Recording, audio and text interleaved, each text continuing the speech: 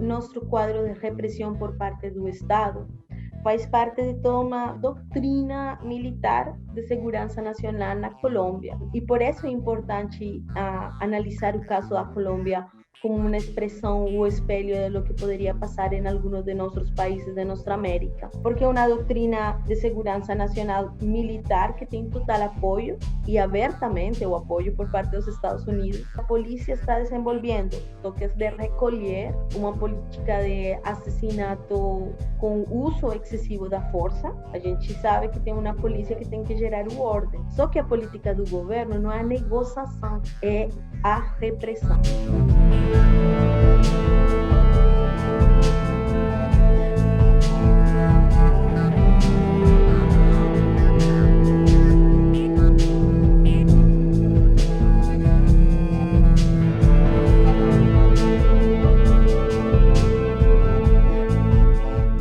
Na Colômbia, desde o 28 de abril, se iniciou uma greve nacional que tinha diferentes pautas, que já depois falaremos com mais calma sobre isso, mas já levamos mais de 20 dias em exercício de greve, tanto nas pequenas cidades, no campo, como também nas grandes cidades.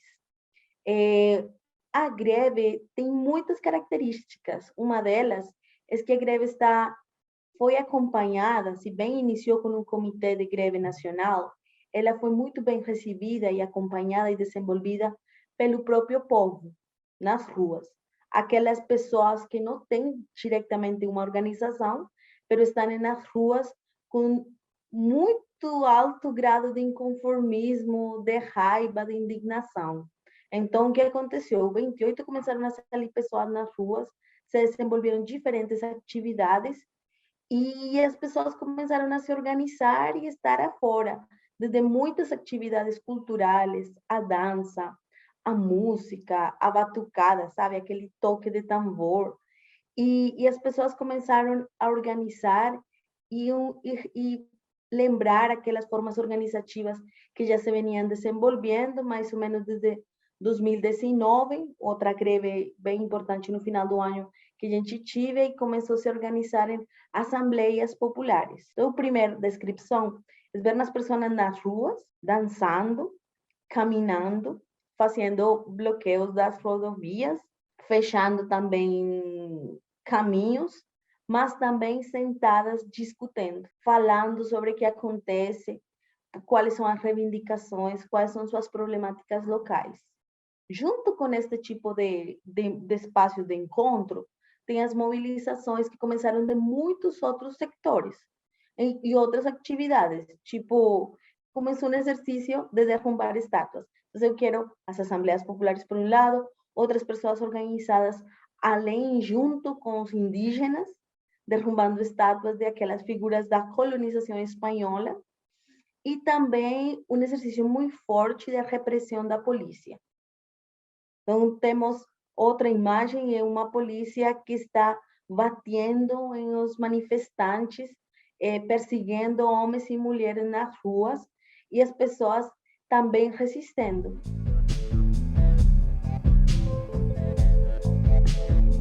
A gente começou o 28 de abril, que foi um novo ciclo daquela protesto social, começou com 3 pautas. Contra a reforma tributária, que é uma reforma neoliberal, ela surge como uma resposta à ineficiência para enfrentar o Covid por parte do governo. Então, o governo não tem a suficiente capacidade econômica, mas também de investimento social para enfrentar o Covid, a crise na saúde, a crise no emprego, altas taxas de trabalho informal que não iba se desenvolvendo por parte da pandemia e gerou esta situação de crise social que eu acho que a gente vive em toda a nossa América, não? Uma ineficiência no desenvolvimento e uma resposta frente à pandemia. E a reforma tributária é um exercício onde todo mundo ficava com diferentes, com maior taxas de pago para o Estado para ser solidários entre todos nós. mas deixava quieto o capital financeiro e era o povo, classe média, classe baixa, sociedades muito empobrecidas que tinham que começar a ter que pagar taxas sobre os alimentos e outras coisas de consumo de primeira necessidade. Dois, a situação de direitos humanos. E essa situação de direitos humanos se junta com o não cumprimento dos acordos de paz que se fizeram naquele momento com as Farc, e além disso, uma crise de mais de 1.000 lideranças sociais assassinadas entre o 2018 a 2021. Estou falando isso num país que a Colômbia cabe 8 vezes no Brasil, como para que vocês tenham uma dimensão de como a diferença também, e essa mesma diferença no número de habitantes.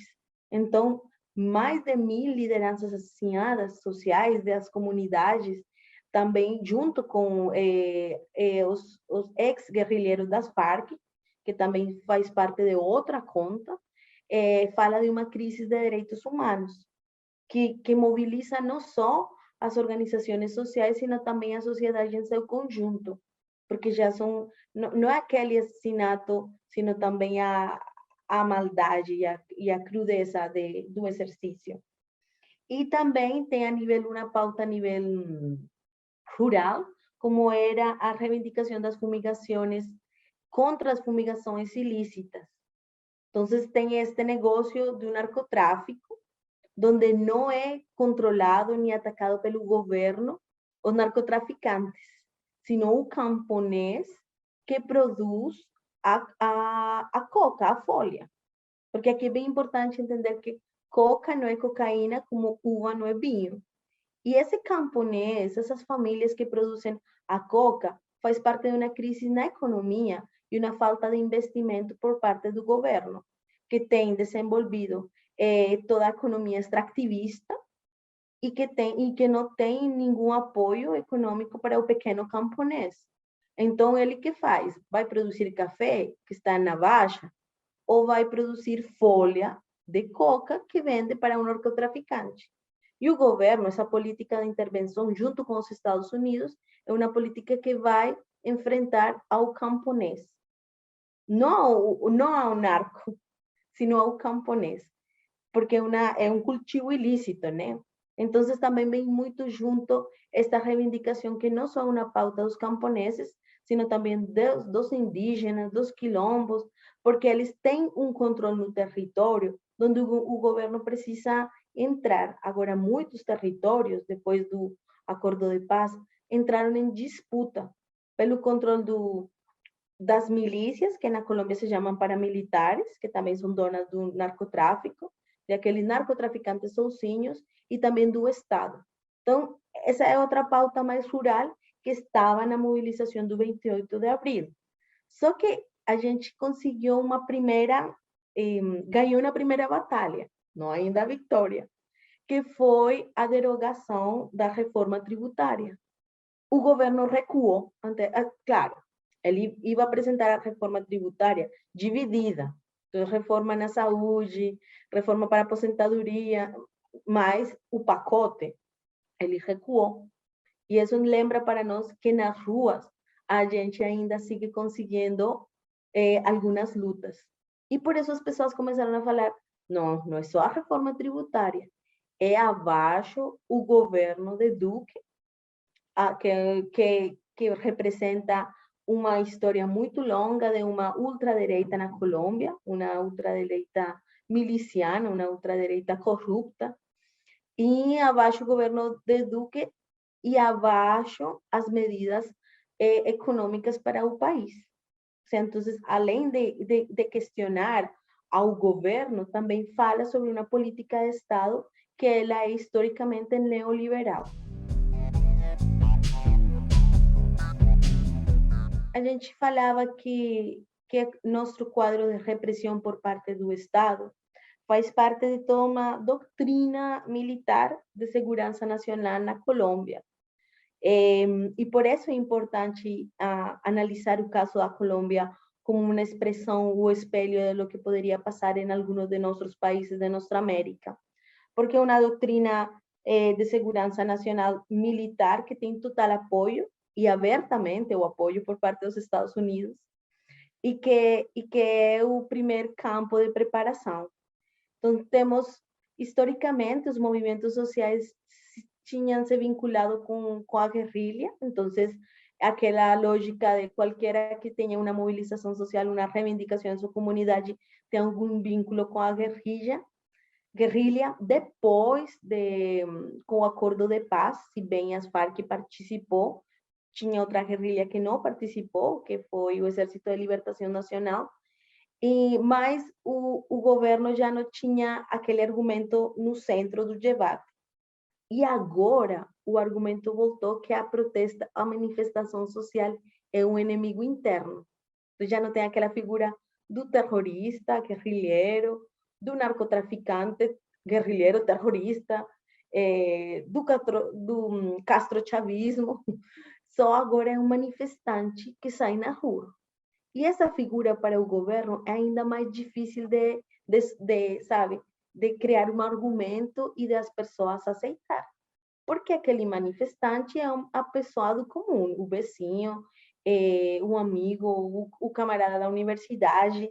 E isso é muito importante porque a polícia está desenvolvendo toques de recolher, uma política de assassinato com uso excessivo da força pública. A gente fala, tá, está bem, a gente sabe que tem uma polícia que tem que gerar o ordem. Só que a política do governo não é a negociação, é a repressão. E ele achava que com a repressão o povo teria medo. Só que quienes estão nas ruas, e aqui é muito importante resgatar o papel da juventude, são jovens que, olha, já não tem medo. E isso é bem complexo, porque se você não tem medo, é porque já não tem muitas garantias de futuro. E como nós, como movimentos, conseguimos conectar com estes jovens, mas também ir construindo um futuro diferente. Neste modelo não cabe, né? Mas esses jovens que estão afora não têm medo de enfrentar a polícia.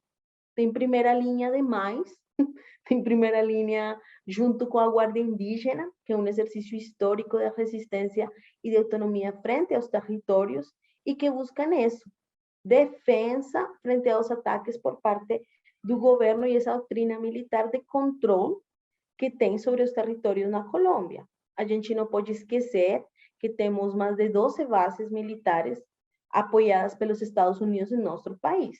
Então, faz parte daquela perspectiva, essa repressão, onde, olha, tem coisas como o estupro, e é doloroso, ou seja, eu acho que mexe em qualquer de nós, achar uma polícia que a forma de reprimir ao povo é esse estupro para as mulheres. E a gente está levando estes casos para direitos internacionais, com organizações internacionais, e também tem um tipo de repressão que a gente também viu no Chile, que é disparar projetiles aos olhos. Então, lo que levamos 20 dias de movilização, aceitado pelas organizações internacionais, falam de 47 mortos. Nós, dentro da cifra dos movimentos, estamos trabalhando uns 60 e poucas pessoas, mas a gente está fazendo as pesquisas rigorosas. Muitos deles estão ainda no hospital. Então, e outra coisa que ajudou o governo é que não tem legitimidade já a polícia, eles deixaram aberta a possibilidade que a população civil procurara voltar à normalidade. E isso gerou já uma morte de um companheiro já de luta, que é Lucas, em la cidade de Pereira, onde pessoas de civil, e deixo isso muito entre aspas, porque o governo trabalha com aquela lógica de civil, e a gente sabe que são paramilitares, que são as milícias, ou mesmo polícia que trocou as roupas, já tem vídeo de todo isto. E outro fato muito desafortunado no Cali, onde tinha todo o que foi a mobilização indígena, e 7 pessoas foram feridas, entre eles líderes da guarda, mulheres. Está Daniela, uma companheira da guarda indígena jovem, que vem desenvolvendo um trabalho muito importante, que ela foi ferida. Então, a forma como a polícia enfrenta ao povo Es como una política de terror, una política de miedo, de control. Olha, a pandemia, como em toda a América, na Colômbia se caracterizou por uma incapacidade do governo de gestão da pandemia. O primeiro que ele fez foi aquele fechamento e isolamento, junto, e isso é bem interessante, com a medida de alta militarização das cidades. Então, tinha aquele paro 2019, final do ano, e estava iniciando a mobilização quando chega a pandemia. Então, a pandemia foi o argumento perfeito para ficar todo mundo isolado, não sair naquele primeiro momento, e começar um exercício de militarização da cidade. Então, lá você tem que sair dependendo do número do RG. Então, se um número é par ou impar, você pode sair, mas se a polícia encontrar você nas ruas, batia em você, muitos abusos. Tanto que no 2020 temos a morte de uma pessoa em Bogotá, na capital, a mano da polícia que estava fora do toque de recolher. E a polícia matou batendo nessa pessoa. Isso gerou uma fúria contra todos os centros que tem em los barrios em Bogotá da polícia. Então, essa é uma primeira característica como o governo trabalhou e deu uma gestão à pandemia a partir da militarização. A segunda foi também umas medidas ineficientes, porque não temos saúde pública na Colômbia. Vocês ainda têm o SUS e tem que cuidar ele, porque ele funciona e ha sido um apoio, além do processo de desfinanciação que ele já tem, mas ainda conseguiu ser um apoio, imagina lá onde não tem o SUS. E a população tinha que ficar fechada, porque já conhece a ineficiência do estado de saúde. Ninguém queria pegar o risco de sair na rua e ficar doente. E uma vacinação muito devagar, cheia de corrupção. Então, tem a venda de vacinas pela saúde privada, furando a fila de alguns congressistas, uma negociação bem devagar, aumentando o preço das vacinas por parte do governo. E isso gerou uma crise social. Então, temos altos níveis de desigualdade, maiores níveis de empobrecimento das populações, e além disso, o governo continuou com essa política de extermínio das lideranças sociais. Até era muito fácil encontrar a elas, que já não fugiam, sino que ficavam em suas casas.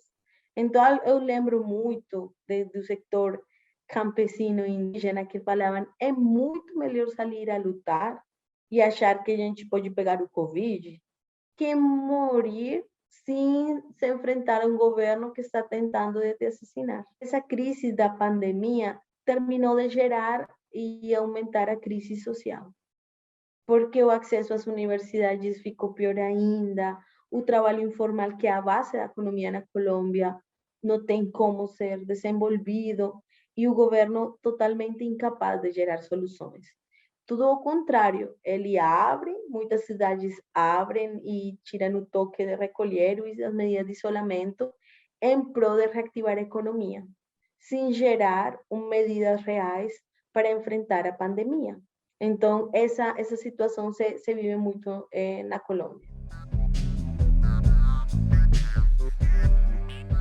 O Pacto Histórico é uma coalição de forças, se chama Pacto Histórico porque normalmente na Colômbia, o que a gente conhece como a oposição é algo relativamente novo, estou falando uns 20, 30 anos, e isso é muito forte, porque imagina na Colômbia 30 anos ter um partido de oposição. Não é que antes não existisse, não tinha partidos históricos, mas com muita pouca capacidade de influência na sociedade.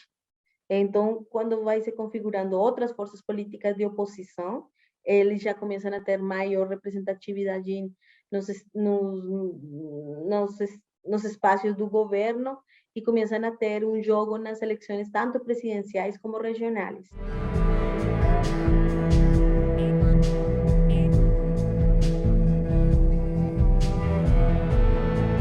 Esse pacto histórico é uma coalição de forças, e é uma coalição de forças que reconhece um avanço da ultradireita não só em nosso país, em nossa América, e faz uma leitura de contexto em nossa América, que essa divisão de forças e a falta de um projeto de unidade vai ajudar a recomponer uma ultradireita que está fazendo muito dano para toda a nossa sociedade. Então, uma coalição de forças que vão desde o progresismo, um partido lá na Colômbia, o Polo Democrático, que já é reconhecido historicamente, alguns sectores de Aliança Verde, que é um partido mais social-demócrata. Por isso falo que é uma coalição em diversidade de cores. Esse projeto se vai construindo. Acho que uma crise geral em nossa América da esquerda é suas divisões, suas fracturas e os diferentes enfoques que tem. E na Colômbia temos a mesma situação, e a gente, com aquele pacto histórico, buscou criar as condições para uma unidade no campo eleitoral, para enfrentar uma direita que se sabe quando juntar e tem toda aquela corrupção que é a cola que deixa eles. Em nosso caso, a gente tem que construir umas articulações, a cola tem que ser umas construções mais programáticas de projeto de sociedade. Em meio da greve, também esse pacto histórico tem que reconhecer outros atores sociais. Tem que reconhecer que tem pessoas nas ruas que não se sentem recolhidas por este projeto e que temos que criar um maior diálogo com a sociedade. E esse é o primeiro desafio frente às eleições. Um pacto histórico que permita ter uma articulação ideológica que supere aqueles caudilismos, que os protagonismos históricos, para ir dar passo a um projeto. E também que reconheça outros sujeitos, mulheres, homens, que não se sentem nem dentro da extrema-direita, nem dentro de um projeto mais alternativo ou progressista. Ainda não falo de uma esquerda configurada, porque o pacto histórico tinha muitos cores, por assim falarlo, naquela concepção. Então, esse é um desafio frente às eleições, e reconhecer que tem outros novos liderazgos e que a gente não consiga ter outro governo de direita, outro governo mais. Uma das definições do pacto histórico é voltar à democracia. A gente fala, precisamos minimamente de uma democracia para começar a pensar outros cambios estruturais. E essa é como uma das reivindicações e necessidades que temos a nível eleitoral, com uma direita que está em crise, indudablemente, que também tem muitos furos dentro daquela ideologia, mas que ainda tem um poder econômico na mídia muito forte em nosso país, e um poder militar que expressou em lo que foi a greve, né? O sea, esse poder militar foi uma expressão de esta é a gente, e aqui esta forma em como a classe governante desenvolve o conflito. Então, a forma como elas criam soluções é uma política de morte. E isso é o que tem que enfrentar a proposta do pacto histórico e o trabalho eleitoral que vem aqui para frente.